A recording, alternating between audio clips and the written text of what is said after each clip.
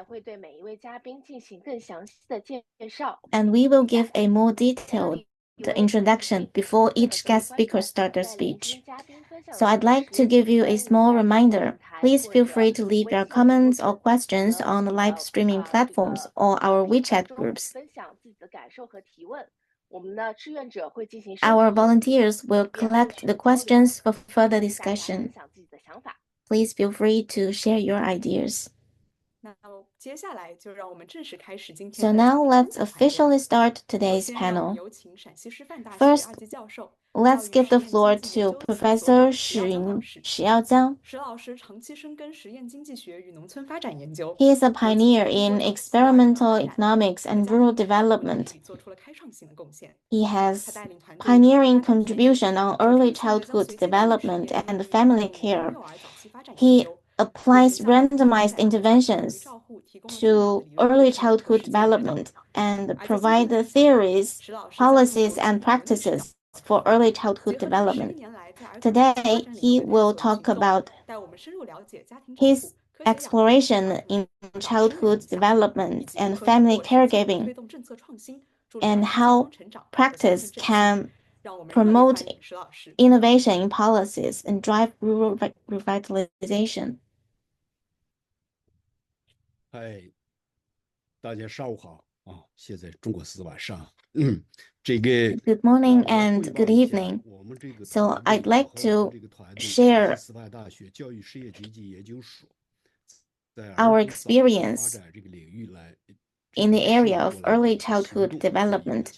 So we have been doing research in this area for over a decade. My speech consists of two parts. First, the urgency of early childhood development. In 2007, the Inter-American Development Bank held a meeting. They invited 9 top development economists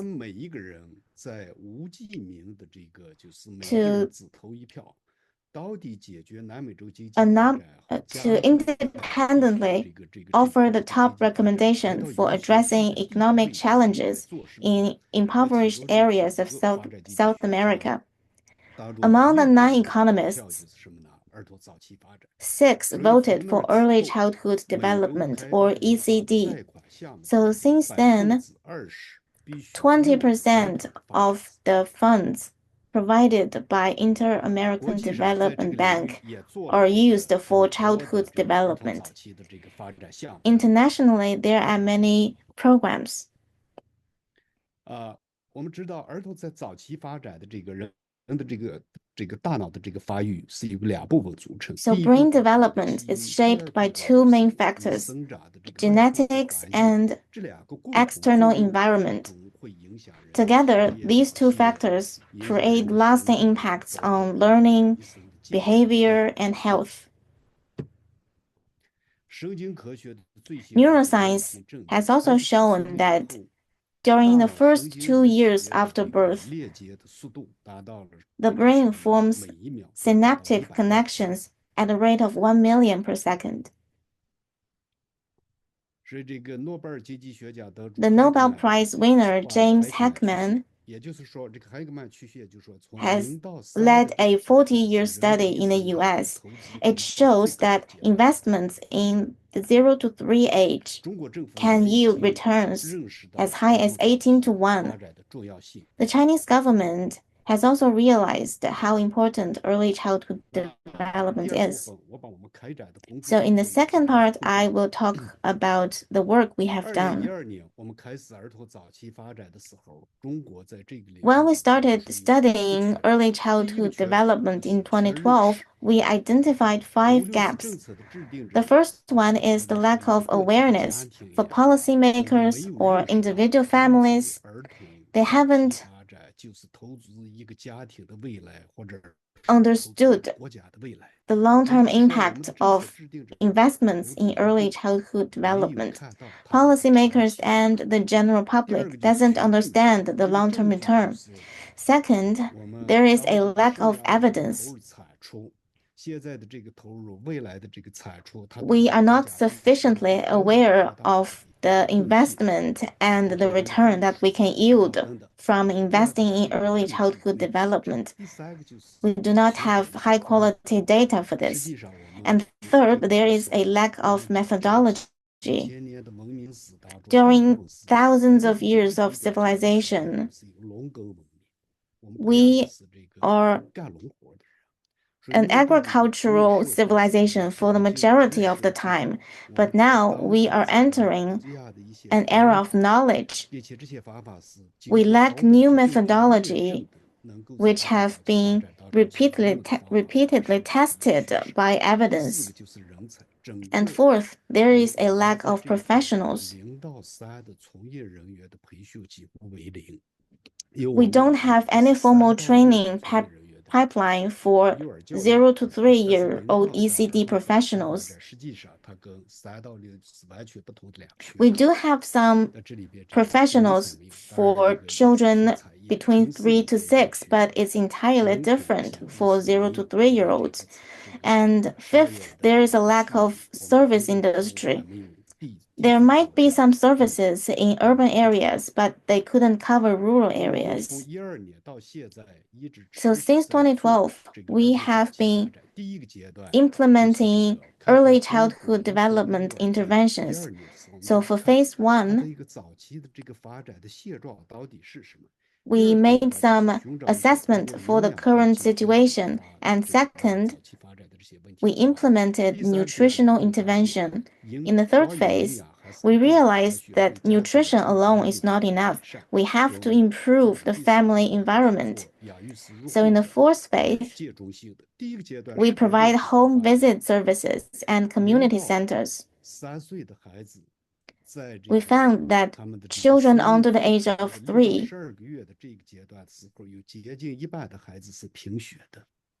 we found that nearly 50% of infants aged 6 to 12 months in rural areas suffered from iron deficiency anemia. And we used Bailey scale to test their cognitive and development abilities. We found that cognitively,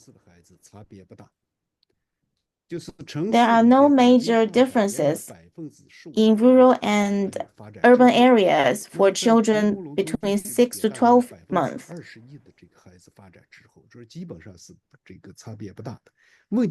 The problem is, after children reach 2 to 3 years old, the delay rate for urban areas remains around 15 to 16%, but the rate in rural areas reached 56%, which means it is caused by environments.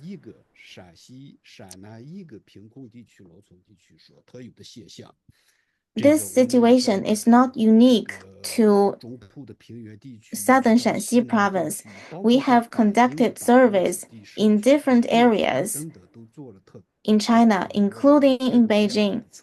We measured over 5,000 samples, and the result is highly consistent. So in the first phase, we want to improve the nutrition intake for children.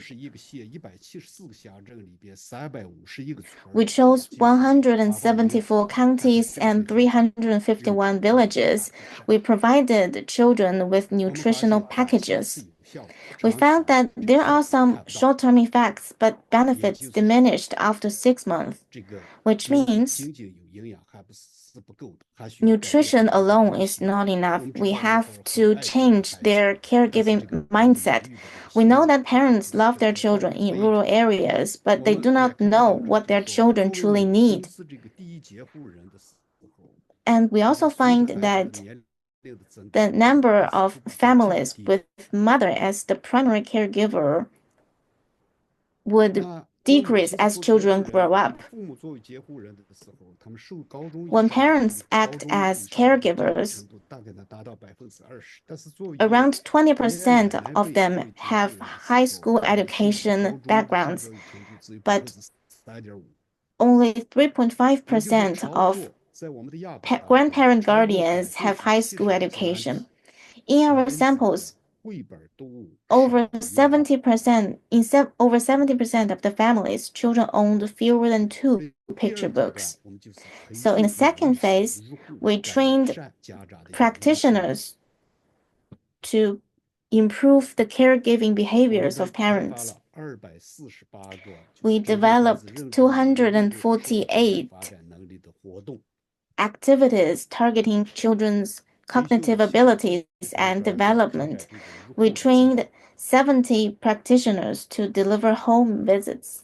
这是给孩子配的每周1包的这个玩具。And we bring them toys and activity kits. The kits are tailored according to each child's age. 那这个结果是啥呢？总体上来讲，大概有0.2 In general, 影响。但如果说 the intervention improved the cognitive scores by 0.2 and the number is 0.4 when mothers were the primary caregiver, but the impact was negligible when grandmothers were caregivers. So, as a summary of the second stage, we know that this intervention is effective, but how can we benefit more children? So we started to establish community caregiving centers. We chose 100 villages. We built caregiving centers in 50 of them, and the other 50 served as the control group. Each community center is equipped with toys and activities for children. 这是这个每一周这个孩子这个要求每一个孩子要来 Each week, 平常的就说要有 every children is required to come, and there will be a face-to-face communication.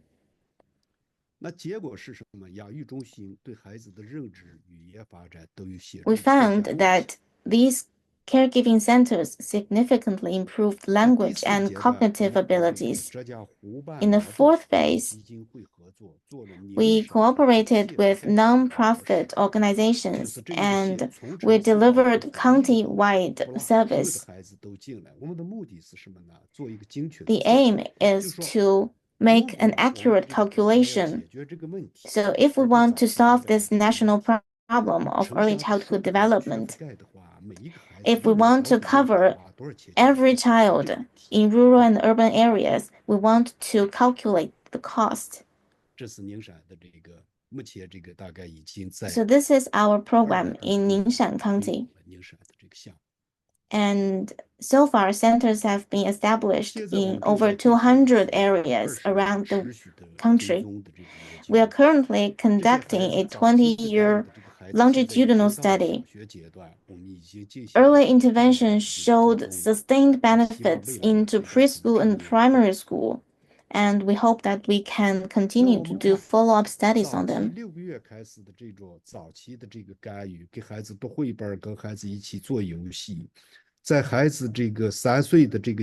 So we conduct early intervention for children. We could see that the interventions have long-lasting impact on all dimensions.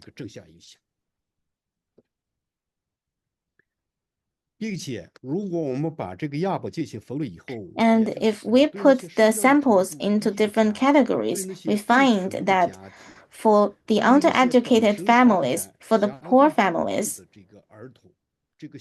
for children with delays in development, the programs are more effective, so they take care of the disadvantaged groups. And finally, let me briefly mention some of our achievements. Since 2012, we have submitted 5 policy briefs to national authorities.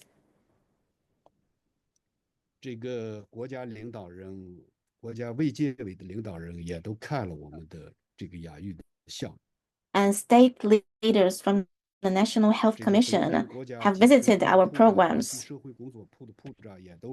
The Philippine Development Ministry and the Brazilian Happy Child Program have also visited our project. We have also won the World Innovation Summit for Education Award. Thank you. Thank you so much. Your research underscores the transformative power of early caregiving with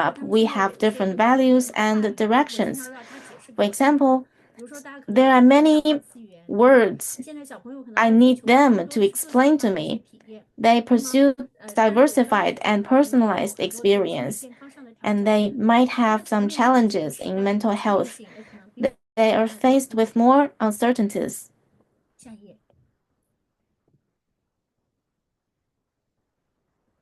那么，为什么今天我们会要聚焦这个社会情绪 So 能力 why 呢？ should we focus on social emotional competence? 有一些非常重要的领域。那当然 In early childhood development, there are many important areas, and they are mutually influential against each other.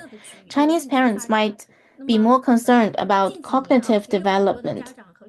In recent years, many parents and scholars are also concerned about fundamental learning abilities, including executive functions and self-regulation.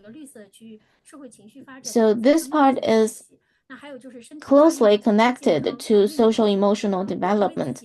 And other sectors include physical development and motion. So my son is in the 7th grade, and I think some of the children lack opportunities to do physical exercises. And we have identified the ability of emotional control play a much more important role than cognitive factors. So we can go through some studies in China and abroad. We find that in general, the detection rate of emotional and behavior problems ranges from 10% to 28.6%, which is astonishing. So from the perspective of mental health, potential problems caused by early social-emotional development can be detrimental if they are not properly responded or supported. It affects mental health problems and adaptation in different phases of our life. So what is emotional competence? And why are we increasingly concerned about this study? So Professor Shu's study provided nutritional package and caregiving support to rural areas. It is not only a study, it is also a very good project of social intervention. And I also focus on early intervention, for example, for children with autism and children with significant delays in their development. Our study focuses on emotional competence. We want parents to have an awareness about social emotional competence, and improve their own competence. And we have found that there are improvements. Social emotional competence is a soft ability in the 21st century, but we are only focusing on this topic recently because it hasn't been clearly identified like cognition and language. For example, social emotional competence can be divided into social competence and emotional competence, so this is one way to define it. There are some frameworks from the US and the United Kingdom. For example, the wheel model of Castle and the framework of SEAL. These are two classic frameworks for defining social and emotional competence. There are intersections and differences, but one thing common is that self-awareness comes the first. So have you heard about the first questions a security guard would ask you when you go somewhere new? And if we ask the question to ourselves, it might make sense for all our lives. They are who am I, where am I from, and where am I going? And a positive self-awareness for children is important. Sometimes parents are concerned about children's interaction with other people and whether they can regulate their own emotions. But a stable awareness of self is the foundation for developing other dimensions of social-emotional competence. But we often overlook the self-awareness and self-understanding of an individual. And self-awareness comes from interaction with people who are close to us, including our teachers and families.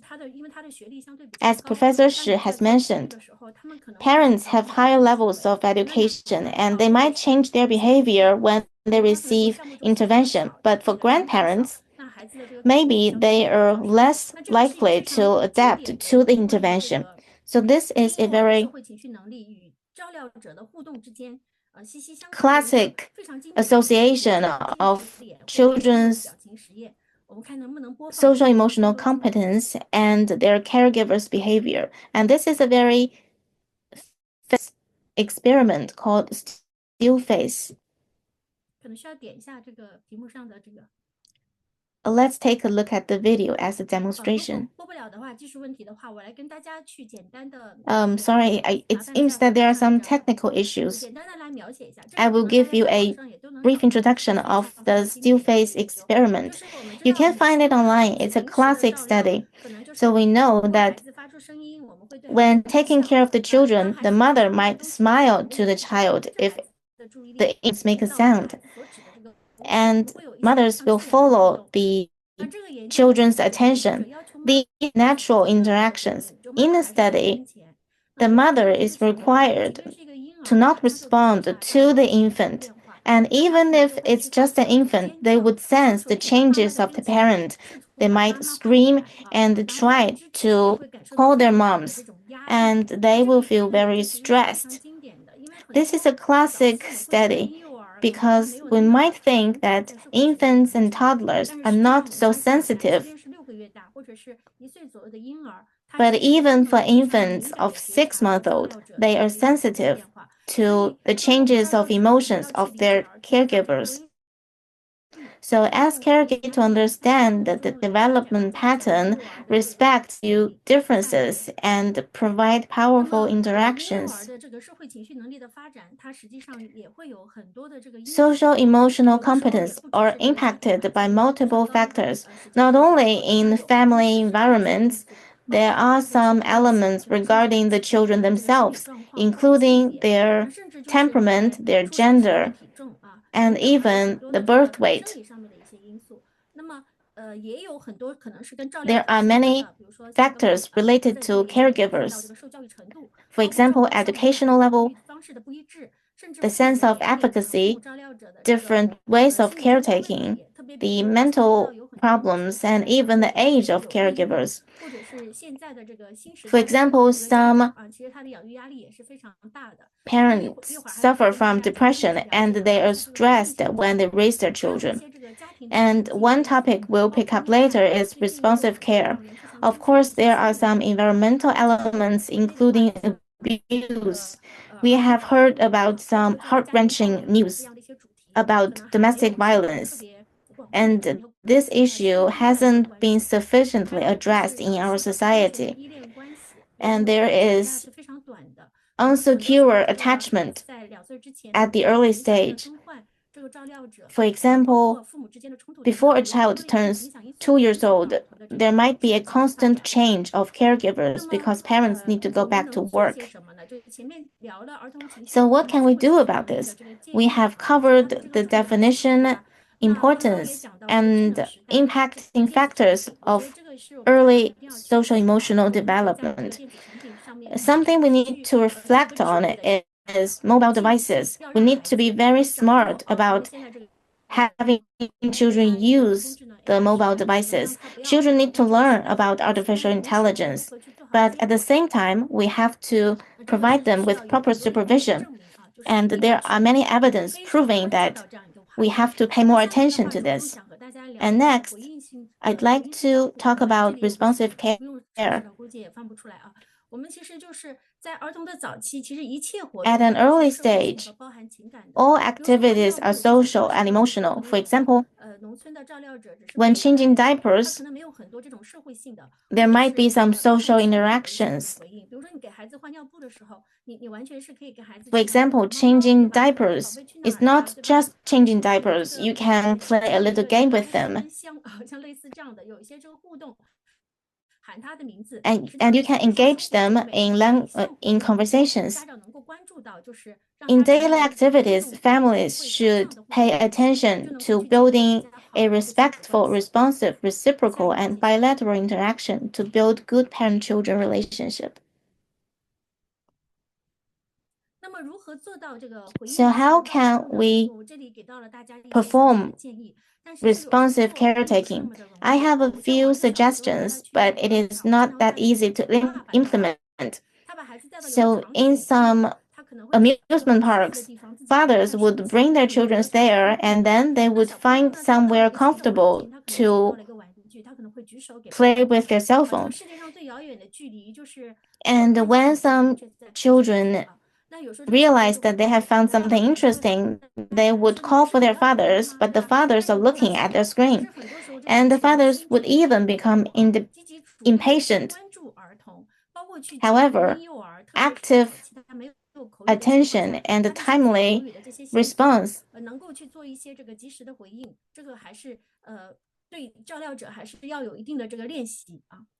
require practice from caregivers. 好，那这个是我刚刚其实有讲到的，有一些 So I have covered some of the strategies listed here. For example, secure and stable environment, understanding their individualized needs, and nurture autonomy.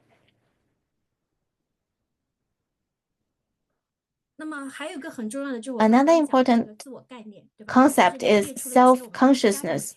So there are some things that you could try. We need to give them positive and specific feedback. 这个翻页有点延时。好，那还有一个就是我刚才讲到的游戏跟户外运动，这个非常 And another thing I'd like to mention is outdoor exercises and games. This is very important for children. 好，那另外一个我是觉得我们在讲这个社会情绪情感能力 When we talk about social emotional competence, we need to pay attention to resilience or adversity quotient. When you go through difficulties, you need to have the ability to fight back. 那我想说的是其实So before I end my speech, I'd like to say that being a parent means that you constantly prepare for separation. It's different from all other relationships. So we need to become intelligent to support our children, to develop a parent-child relationship which can support them in the future to deal with uncertainties in the society. Thank you. 非常非常感谢苏老师带来的分享。 Thank you, Professor Su. I'm sorry about the technical issues. We will share the videos in our chat group. 然后也非常感谢苏老师结合研究实证和真实案例所带来的深入。 Thank you, Professor Su, for your brilliant insights. So we stress the social emotional competence in the age of technology and how caregivers can guide the students to develop this competence. So the two speakers talked about the theories and practices. Next, this group of guests will bring you some more groundbreaking perspectives. They combine art and family empowerment. They provide unique perspectives in sex education. Now let's invite Wu Yanzi, Ma Wenyan, and Su Nan. Ms. Wu Yanzi is the curator of the Childhood Secret Academy. Ma Wenyan is a senior consultant and senior lecturer in sex education. She has 16 years of experience in youth mental health and sex education. Ms. Su Nan empowers communities through public advocacy. As experienced practitioners, they will talk about how creativity breaks boundaries in family education and make sex education more sustainable. Let's welcome.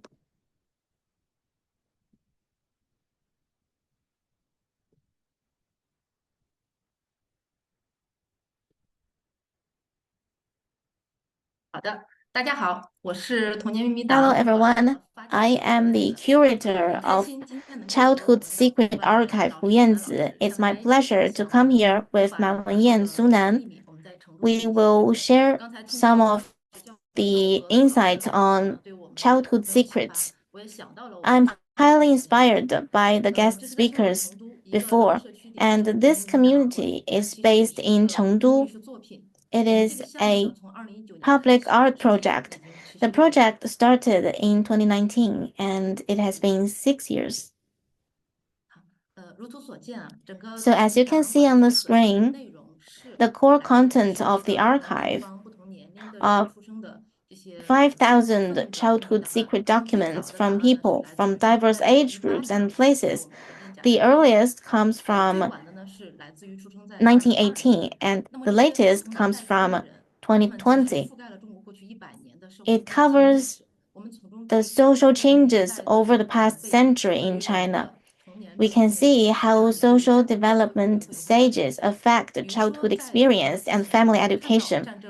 For example, we can see the impact of war, famine, political movements, reform, and opening up. They all have critical impacts on individuals' fates, and we can see how massive layoffs affect family structures and the impact of globalization and the development of technologies.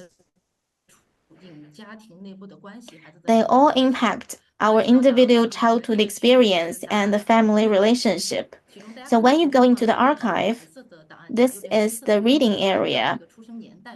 They are categorized into black ones and white ones. The white files include interesting and common childhood experience, while in the black boxes, these are traumatic childhood experience, accounting for 30% of the total.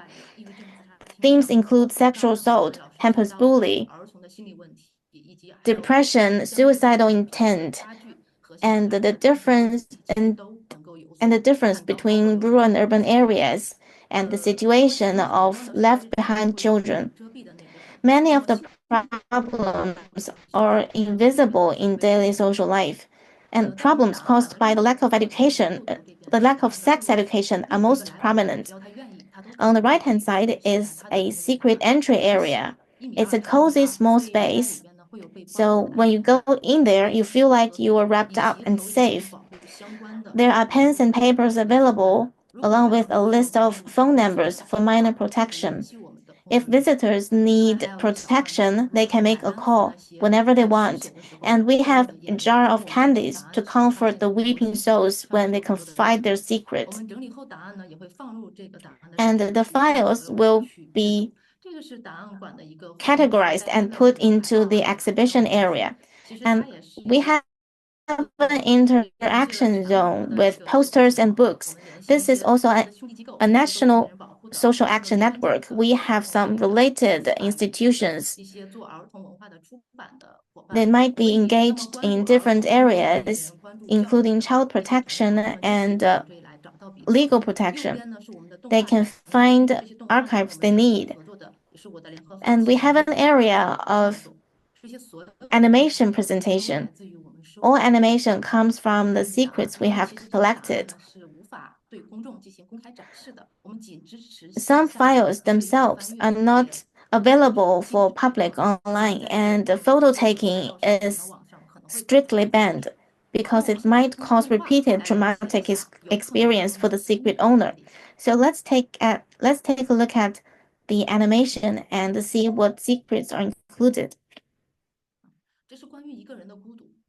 So this is about loneliness.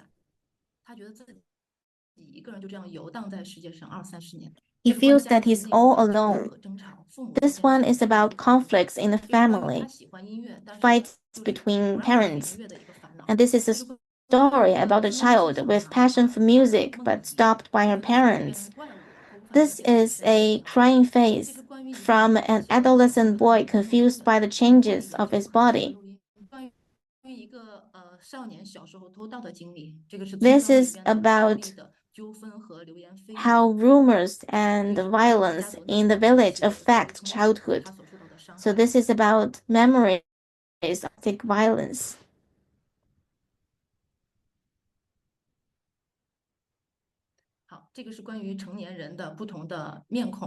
This is about how adults are perceived as two-faced people in the eyes of children, which they couldn't make sense of.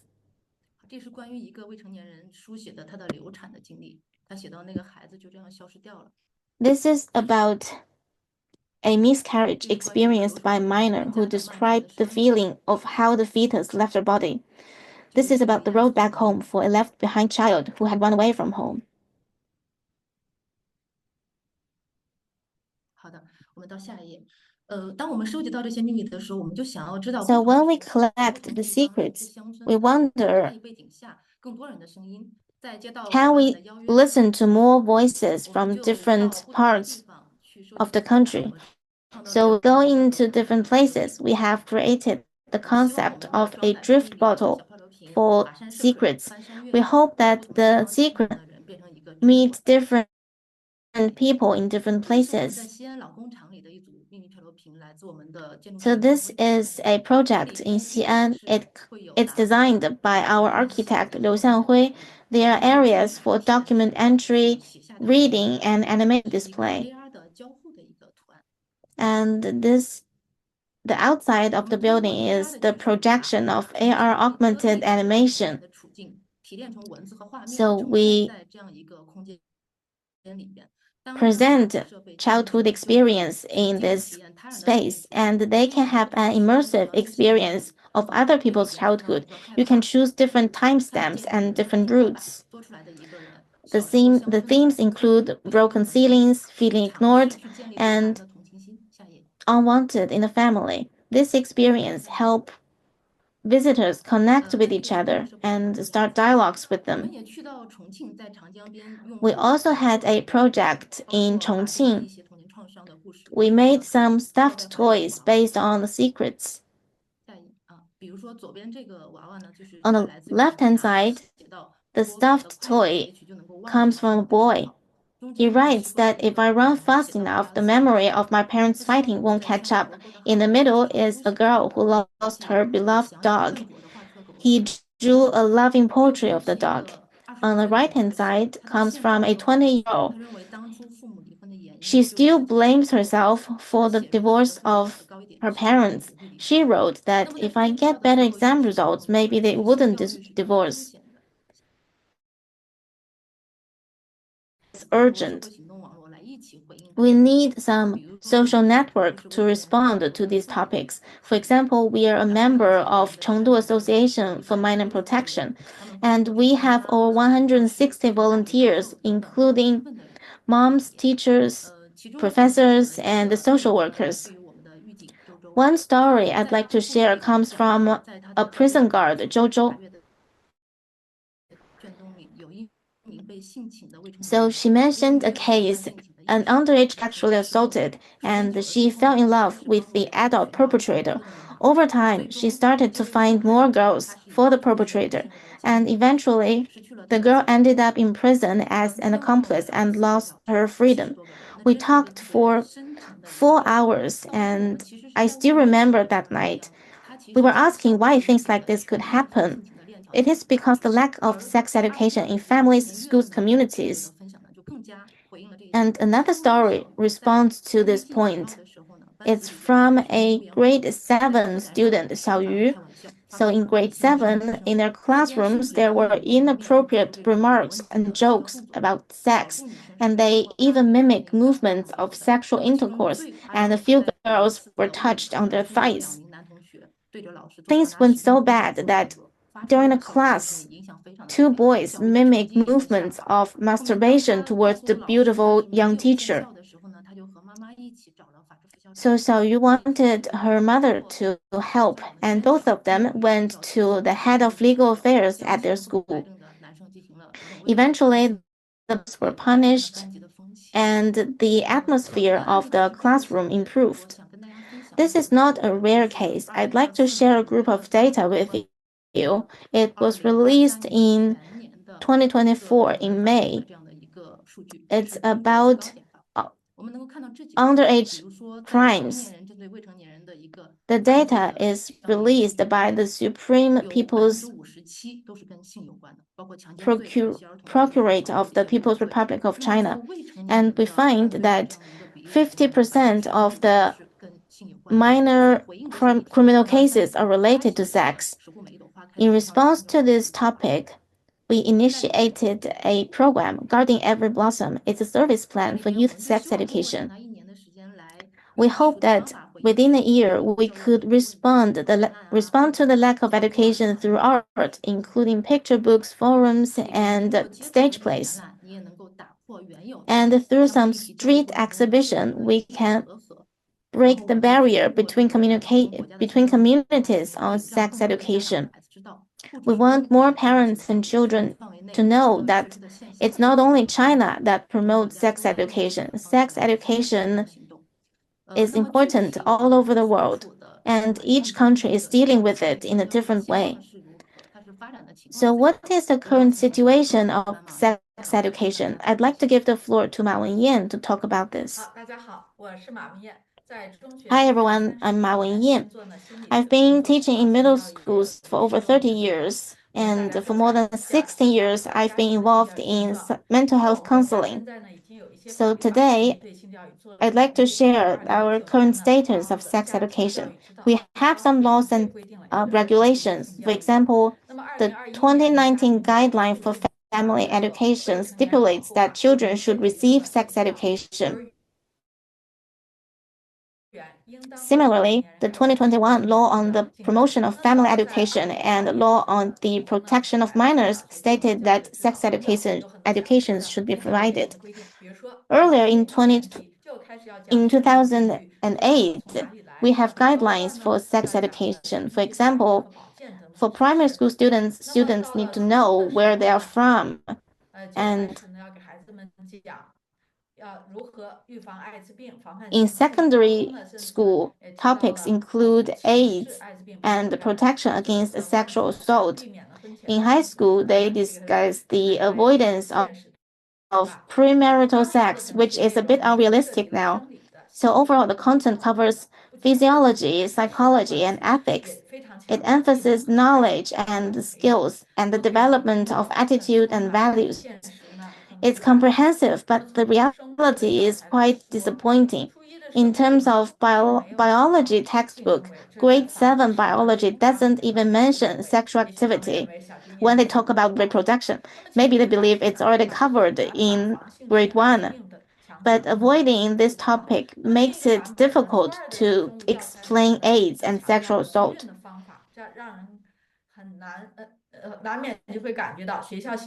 And another version of grade 8 textbook covers contraception.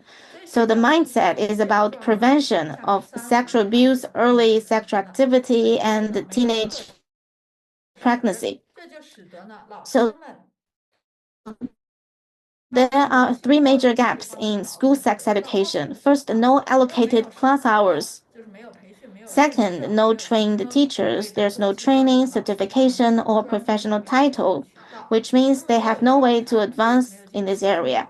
And there are no textbooks. For untrained teachers, it is extremely difficult to teach sex education.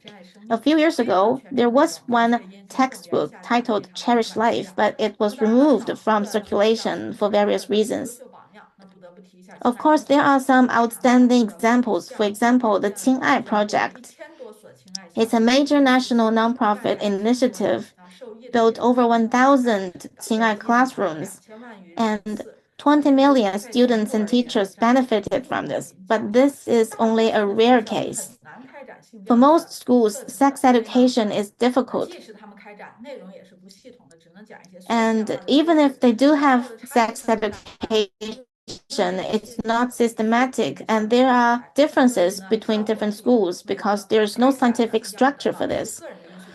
So the result highly depends on individual teachers.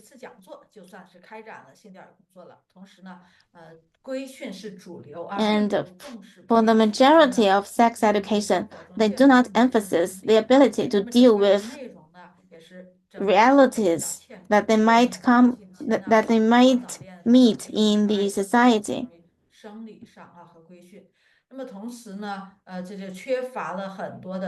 The education led topics such as gender equality, sexual consent, and diversity has many risks because the sensitive nature of the content might cause public backlash and complaints.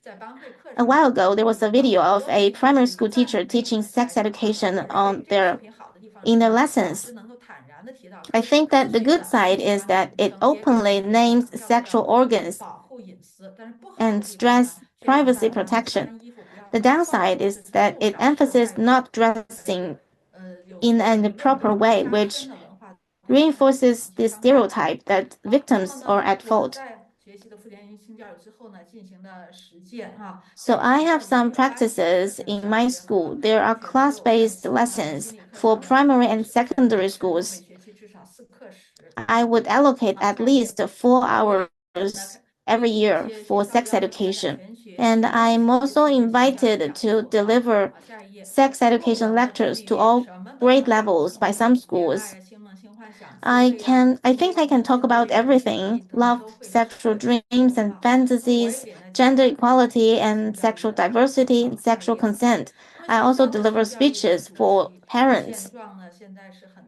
So for the state of sex education at home, parents often don't want to talk about it. They don't dare to talk about it, or they don't know how to talk about it.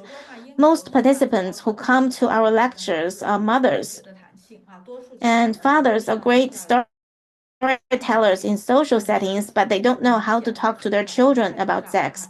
Many parents do not have adequate knowledge, and the attitudes are often evasive or passive.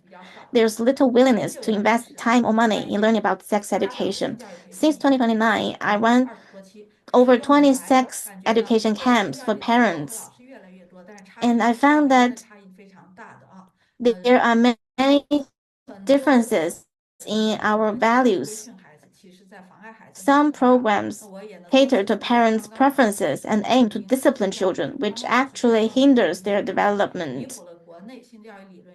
And I've also spoken many times at the OWL Sex Education Camp organized by Mr. Feng Gang, and I deeply agree with their value. I believe that it will become more popular in the future. And now I'll give the floor to Sunan. So when we engage in sex education, a classic topic from parents is about the proper age of sex education. My answer is that we should provide sex education to all age groups. So now let's give the floor to Sunan. Thank you for your academic insights and the summary of our practical experience. Now I will talk about our experience from a different angle. I graduated in 2023 and I founded Simple, a gender-friendly community rooted in Chengdu, engaging in sex education.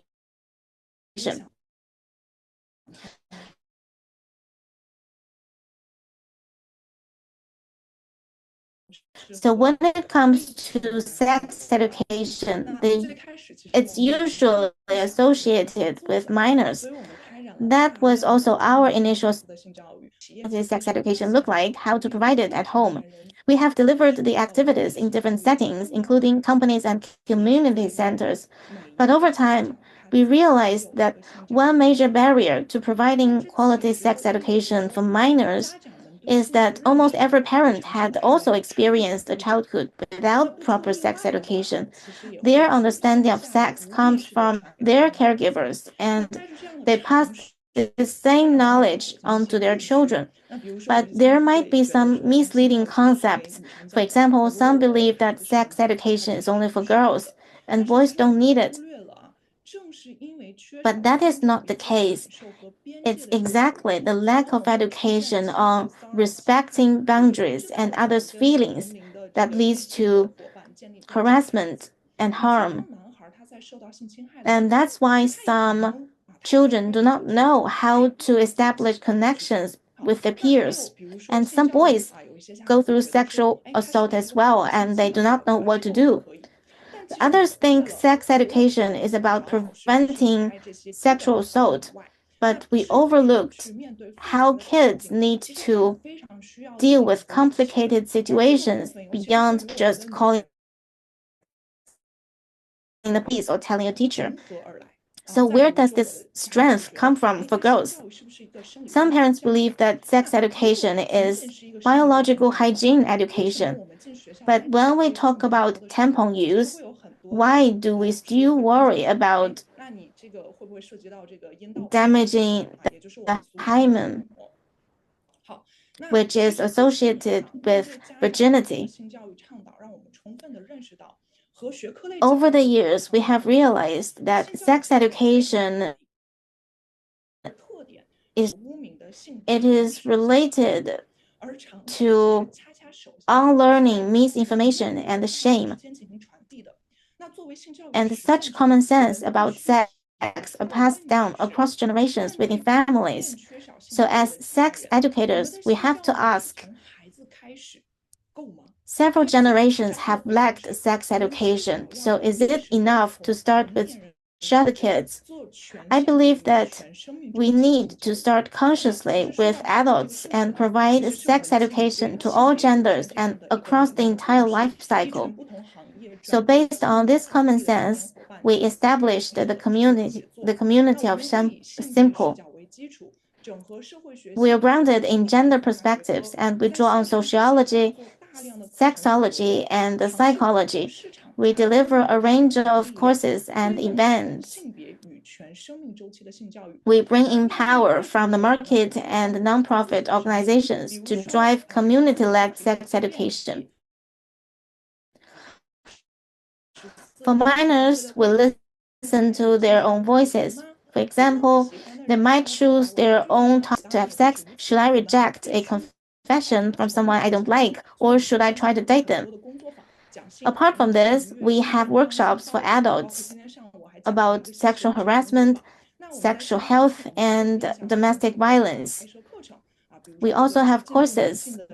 For example, we have a project called A Love and Intimacy Guide for Progressive Men. So why do we do this? Because parents and to-be parents need a safe, open space to get rid of their own misunderstanding of sex and their sexual shame. And that is how they can talk to their children about sex without passing on their stereotypes. We have always believed that each member of the family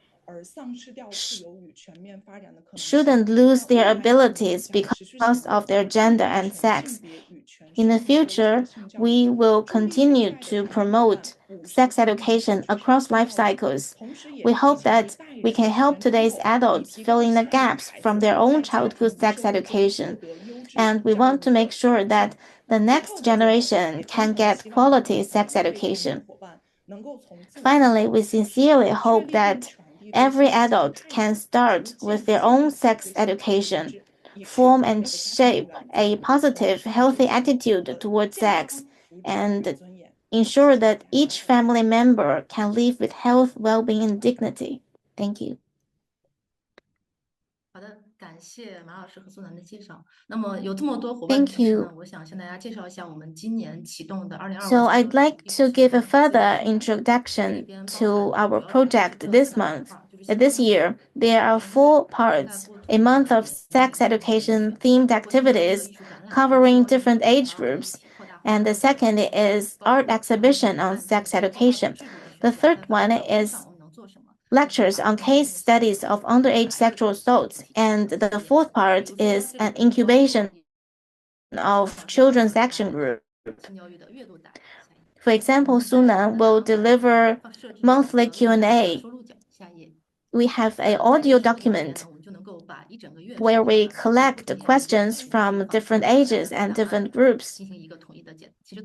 And this is we have just done yesterday. We answered 23 questions. And the stage play classroom are for children aged 3 to 6. And the classes are highly interactive. So this is for children aged 7 to 10 and their parents with topics such as respect and equality. So these are the photos taken when we were having classes, and the movie we presented was The Little Mermaid. So this adolescent workshop is for children between 11 to 18 years old, delivered by Zhang Jia. Adolescents cover a very long period, and they go through changes in their body. This is the phase in which sex education is the most urgent. But in China, children are so busy with their studies and they don't have time for sex education. And these are the lectures delivered by Ma Yingyan. To change children, you have to change the parents first. So this is the exhibition I talked about. We cooperate with students and teachers from Sichuan University. It's for children between 6 to 9 years old and their parents. We want to adopt different approaches to prepare the children for adolescence and sex education. So these are our curriculums. They include craft workshops, including having our children create a body themselves. And we have created some board games for parents and children to participate in. And eventually we have an IP for a picture book. It's a story about how girls and boys grow up and how their bodies change while they grow up.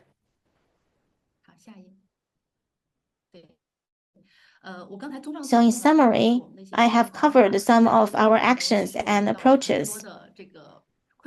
We have come across many difficulties because sex education is still in the infancy. Even if we have done a lot, even if we have engaged many communities, there is simply not enough awareness in the society. And I think we have covered only 1%.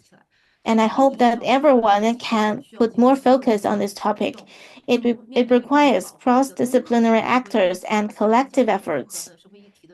And for this comprehensive topic, we need to find innovative solutions in areas of education, psychology, sociology, art and history, and even architecture, because our architects also respond to the topic through their design. If we want to create a better society for our children in the future, we have to break barriers between disciplines, and we must adopt cross-disciplinary approaches to promote changes. We warmly welcome all of you to join us in this regard, and we would appreciate your feedback and the suggestions. That's all for my speech. Thank you. Thank you so much for your brilliant presentation. I'm pleased to see you are making consistent efforts on these meaningful topics. It's very inspiring. So in the presentations, we covered theories and practices regarding social emotional competence, sex education, and early childhood development. Next, let's move on to the roundtable discussion.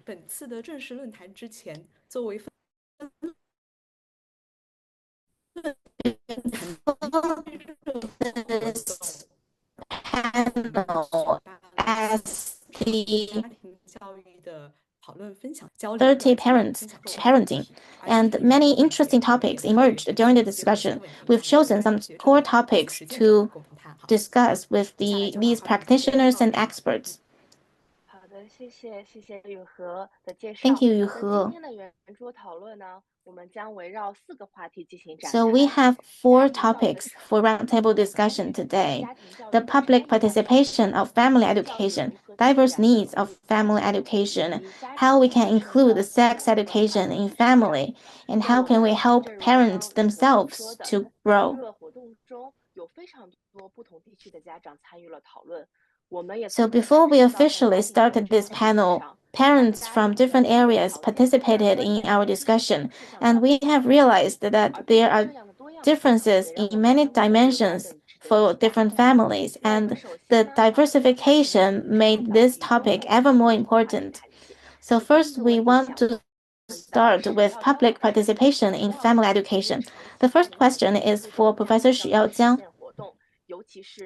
So you have been engaged in caregiving support in rural areas and poor areas.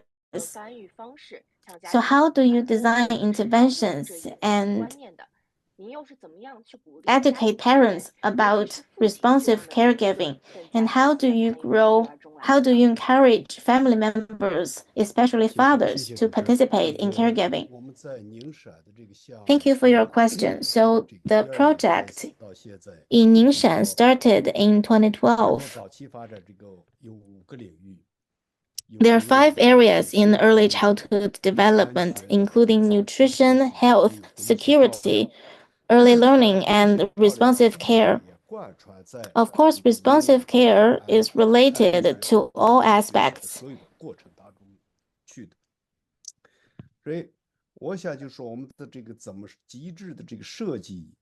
So, in terms of the design of our mechanism, to put it simply, we have to make sure it's operable. It can be actually applied, and then we need to give examples to parents regarding how they can communicate with parents, how they can read picture books with their children, and how can they play games with children. How can they respond to a need proposed by a child, and how should they give responses?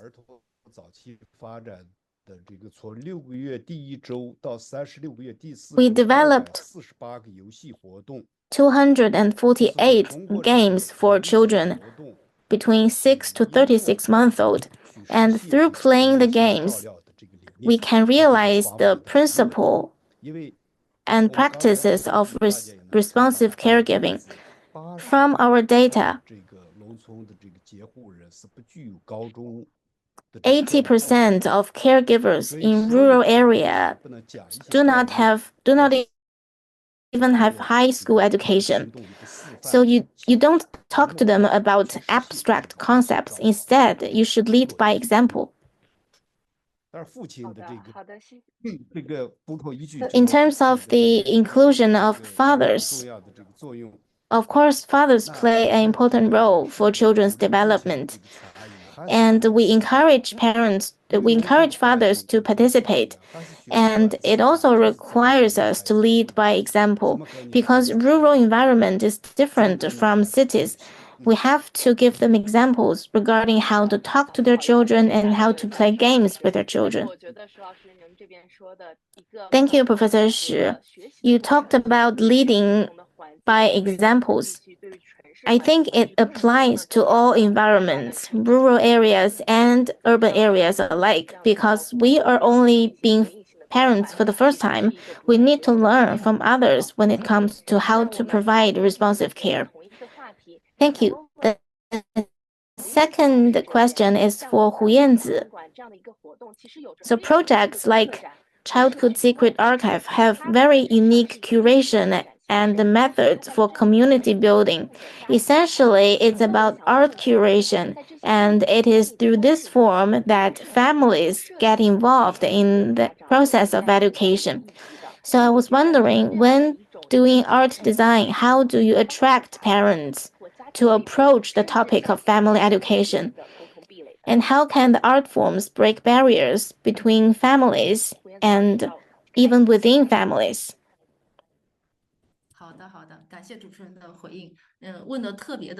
Thank you for your question. This is a brilliant question, because when we promote minor protection and family education, the most difficult thing is to change awareness. Many parents are just too busy to learn about new ideas and important knowledge. Everyone seems to be moving on in the old framework of family education. So how can we involve people in topics like sex education? I believe art is very effective. For example, in our archive in Chengdu, we are playing animations, and many young people and even elderly are attracted. They would be curious about the animation, and this is an interactive art form that can be used to attract visitors, and then our staff members would tell them what the archive is about. Many parents might be interested to know what their children's generation are thinking about, and many young people also want to know what their parents have gone through in their times. And they might wonder why I couldn't understand them anymore. So this art form can first attract people to enter the venue, and then the archives can help parents and children understand each other and establish the foundation for dialogues. And then when they are willing to talk, we would provide them with an environment. And we have developed a series of professional textbooks about sex education for parents. When parents start to have awareness of sex education, they might refer to the books for some professional institution and professional support. Many parents might not have the awareness that they need to change their sex education in families, and when they do have the awareness, they do not have access to materials that they need to make changes. So through our activities, we hope that we can create entry points in communities where parents can have opportunities for in-depth learning.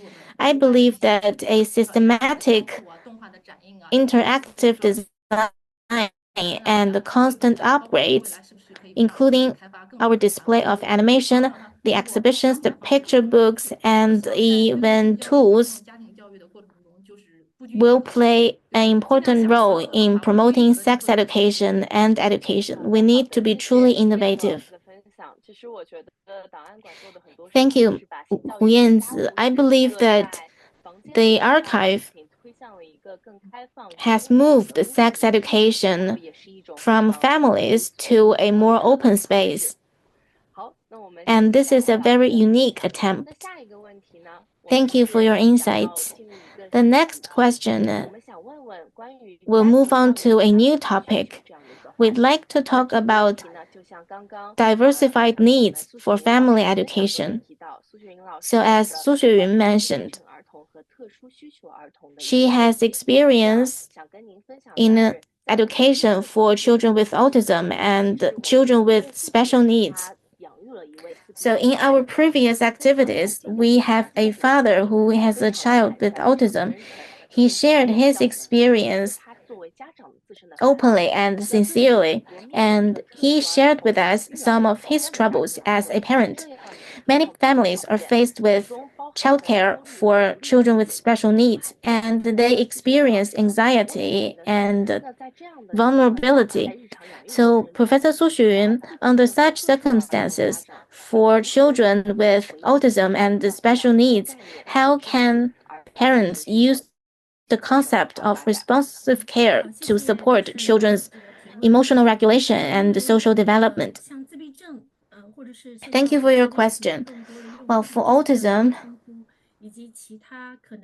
and other children with special needs or impairments, for their parents, they might face more challenges when trying to implement responsive care. And the same diagnosis, for example, autism, might exhibit individual differences between children.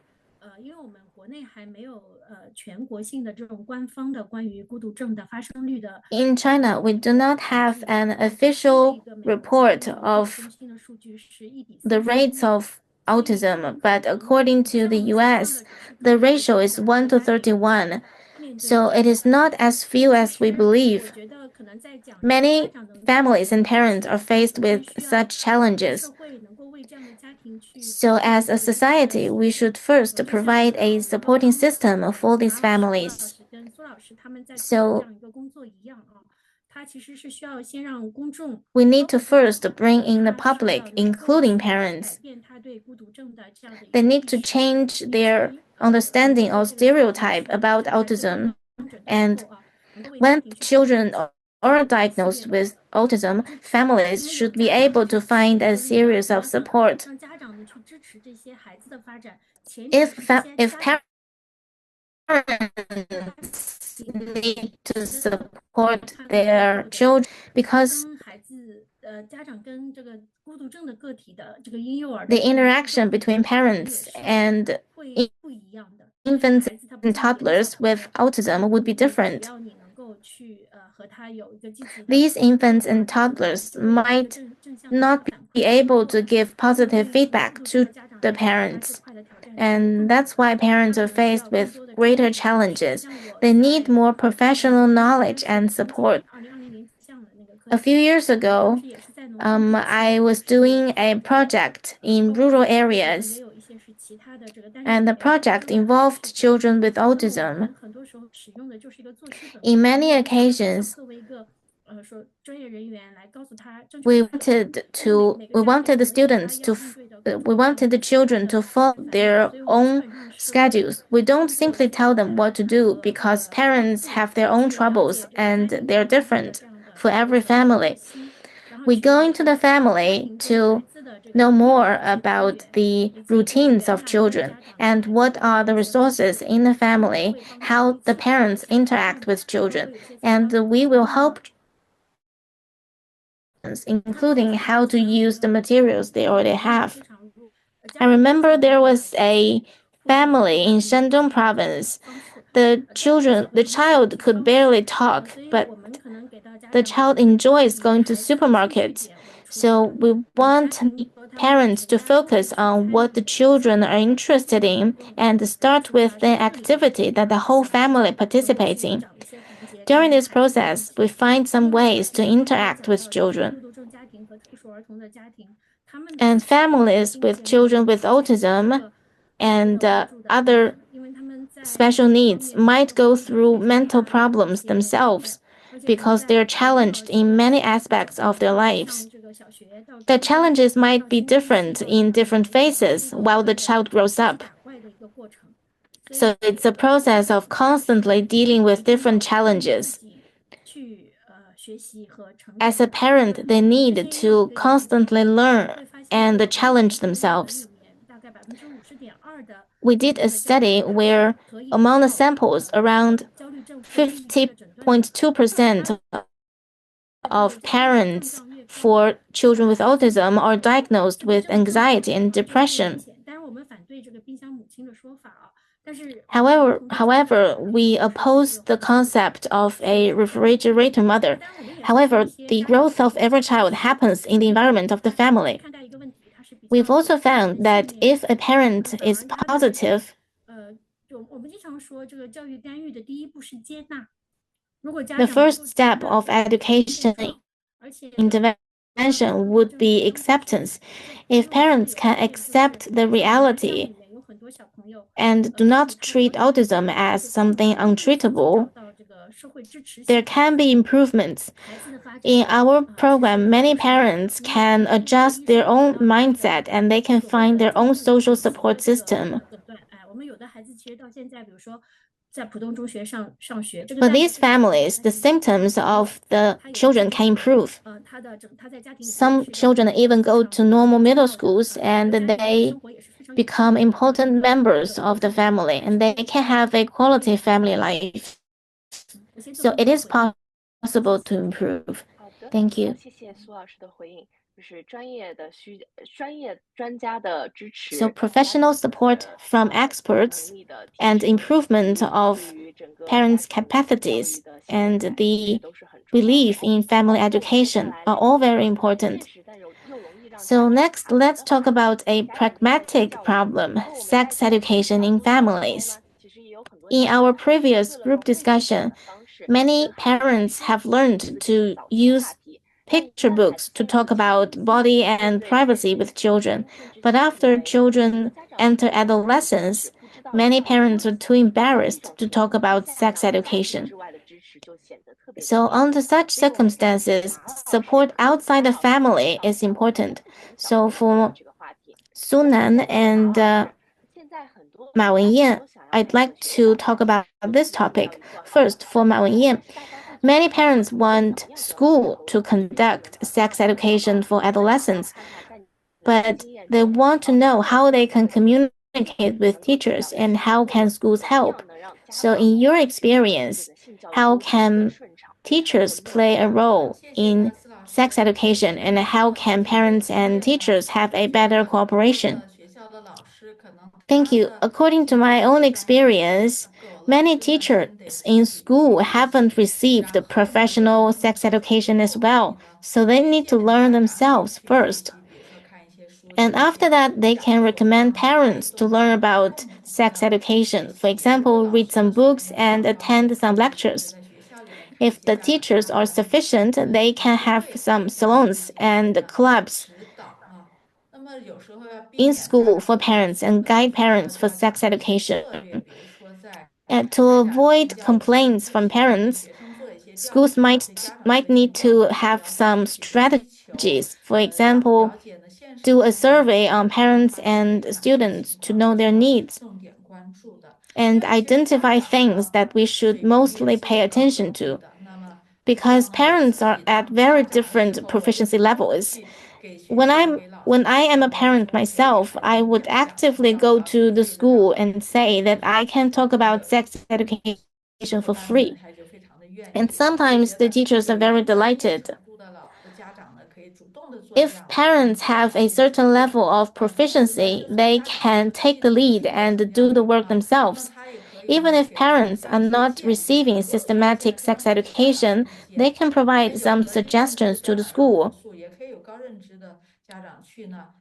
Some parents with low proficiency might complain about sex education, but parents with high proficiency might advocate for sex education activities. Many schools have parent commissions, and as a member of the family commission, I would go to schools to conduct professional sex education classes. Parents and teachers have common goals and common responsibilities. They can all take active actions to communicate. If they do not have knowledge, they can also learn together. Sex education should be based on breaking the stereotype and de-shaming sex. If we always feel shameful, we wouldn't be able to deliver quality sex education for children, but it takes a long time to accomplish. Thank you. So the next question is for Sunan. So you are from the Simple community, and I believe that you are exposed to many teenagers and parents in your work. For parents who do not know how to talk about adolescence and sex, as social forces, how can we intervene and help parents to face sex topics in a more natural manner? Yes, just as I have talked, we have done many activities in different venues, including bookstores, communities, and companies. We hope that we can go into venues in daily lives, and parents can be exposed to sex education at a very low cost and threshold. After the exposure, if you have need for further study, we will provide communities and courses. We can intervene from two dimensions as social forces. First, we can start from parents' own sex confusion, because sometimes parents might feel uncertain when they try to deliver sex education. But if they have confusion, they are motivated to understand the sex education first. Some parents might have experience of sexual assault or domestic violence themselves. And as a mother, maybe they need to balance work and family. When they have confusions themselves and when they participate in our activities, they would have the opportunity to understand what is scientific and comprehensive sex education and how it affects people's dignity and well-being. So this is the first dimension. The second dimension is to directly respond to confusions and concerns of minor sex education. For example, some parents are not sure when to start sex education. and they don't know how to give sex education, we would give specific responses to these concerns. And I have a few simple tips. First, if your child is young, we have a core method called desexualization. For example, when children are little, they do not feel shame about sex. They would ask you a question, and if you think it is related to sex, you need to desexualize it. You can consider it as the children asking you, why are there stars in the sky? So the second aspect is degenderization. While bringing up our children, we might think that girls are supposed to do this and boys are supposed to do that. When you realize this, we should have the awareness that we should bring up our children as they are instead of as what they are expected to be. So for older children, as parents, you can inspire them to think in their daily lives. So after this symposium, you don't talk to their children and say that, well, I have some insights from the symposium. Let's talk about it tomorrow. It has to be embedded in our daily lives. For example, when we watch movies, we might come across some images of sexual intimacy. Instead of covering the eyes of our children, we should start an inspirational conversation with our children. For example, you can ask your child, any of your classmates in romantic relations, and what if someone expresses their desire for you? And if you don't like them, how do you reject them? You can guide them to think about different scenarios, the risks and the benefits involved in the scenarios, and are there any good ways to minimize the risks? And eventually, when you use this method, we need to keep in mind that the goal is to make children make decisions that are responsible for themselves and other people instead of telling them not to do something. So these are the 3 tips I'd like to share with you. Thank you. Before we wrap up, I'd like to ask a final question. This is for all guest speakers. Can you conclude family education in 1 keyword? Let's start from Professor Shi. I think it would be parent-child relationship. What about Su Xueyun? I believe it's respect and respond. What about Hu Yanzi?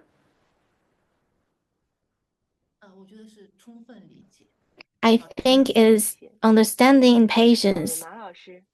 What about Professor Ma?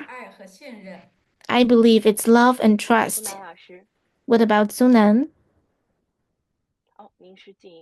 Please unmute yourself.